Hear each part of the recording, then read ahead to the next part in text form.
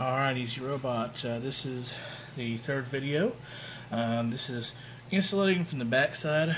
You can see for the most part I've cut away excess foam that kind of squeezed out, but really for the most part didn't quite fill this void. You can kind of see straight down in there.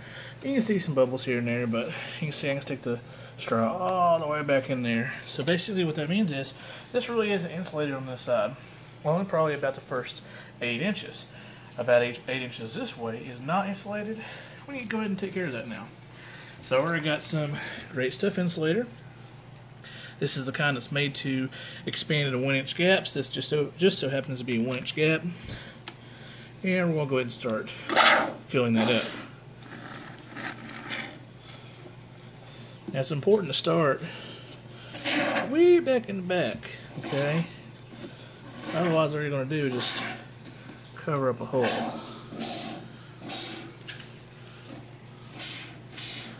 What you basically want to do is squish this way down in the holes.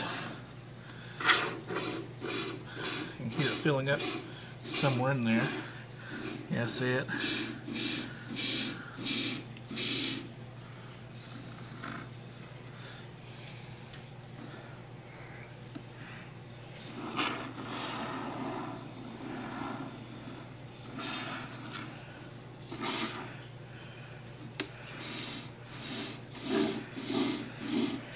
Yeah, so that's about 8 inches there that has to be filled up.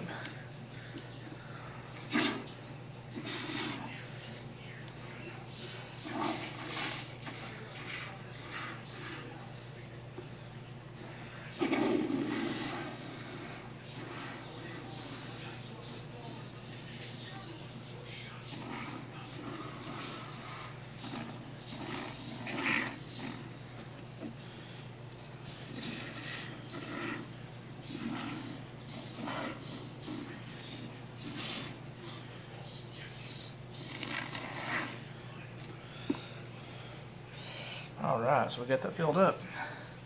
Now I was thinking about actually covering this, the top, with this Great Stuff foam too as well.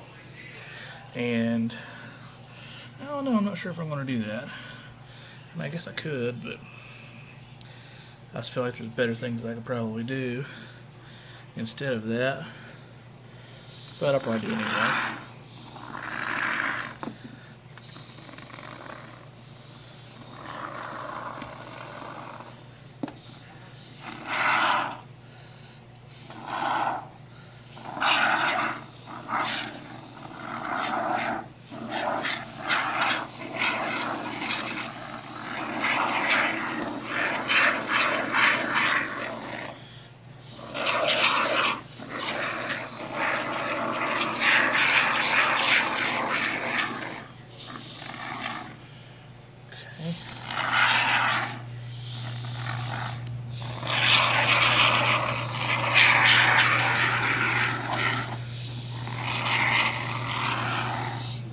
Well, if that's not insulated, I don't know what it is.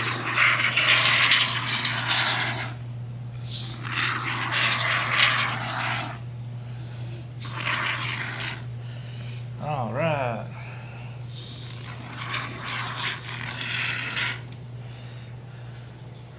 Great. Well, that's pretty well insulated. Can't imagine it getting any better than that.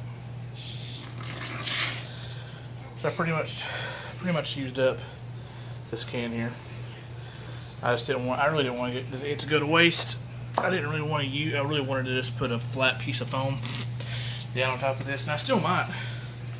After this expands, I may use the Dremel and carve it a bit to kind of make it a little bit flatter instead of lumpy and stuff. I don't know. Yeah, I'll probably fill this around here, use the rest of this Great Stuff up.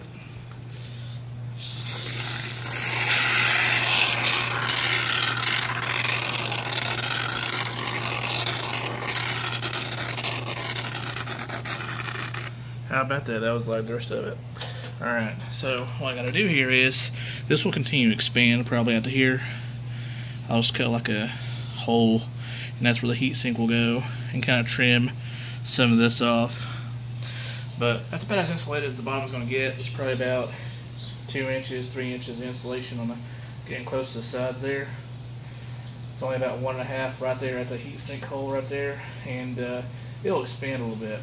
So I'm going to actually spray a little bit of water on this. It's uneventful. You don't see anything happen. It just doubles the time it takes for it to expand and harden. So because there is water on the inside of it from where I rinsed it earlier, it's probably already speeding up the process for it to harden. It's kind of important because I just filled up those edges, so I'm glad I put some water in there and got it wet and rinsed it and then poured it out. There's not like a puddle of water, but there is, you know, some droplets that are on the sides that this stuff has come in contact with. So this should do a pretty good job of insulating the bottom of it. Let me go ahead and show you the heat sink. Sorry, the floor's a little wet right here. This is the very large heat sink that actually has to reside right here. This is the heat transfer block, and then that's the pelcher right up under it. It looks like to me to be about a 40 millimeter by 40 millimeter pelcher. It's only about a 40 watt. I've actually found a 90 to 135 watt, depending on whether you put 12 volt to it or 15 volt.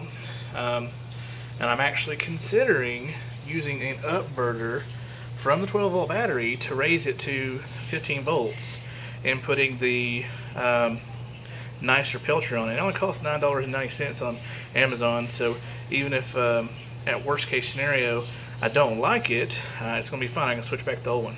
So it's just a matter of unscrewing these two screws and popping it off. So I am thinking about going up to the higher power one, and with the fans I'm adding to it, the fans probably have, probably about double the flow of the originals.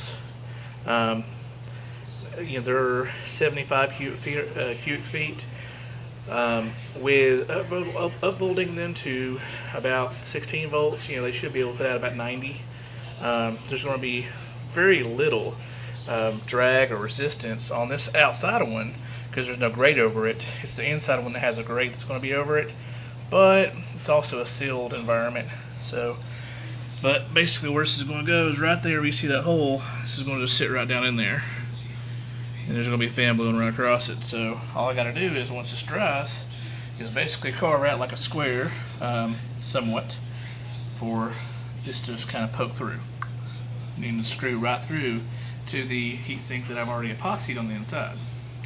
Now the heatsink on the inside, I'm going to have to silicone all the way around it so it doesn't like leak or anything.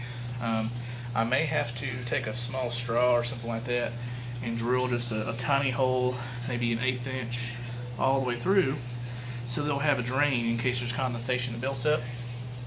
That's something that some other people recommended, and also from the manufacturer, it indicated this can shield very quickly and cause that to happen. So I'm going to go ahead and stop this video now, upload it, and you guys have a great night. That's JoshSturnersLabs.com or EasyRobot.com. You can see this on.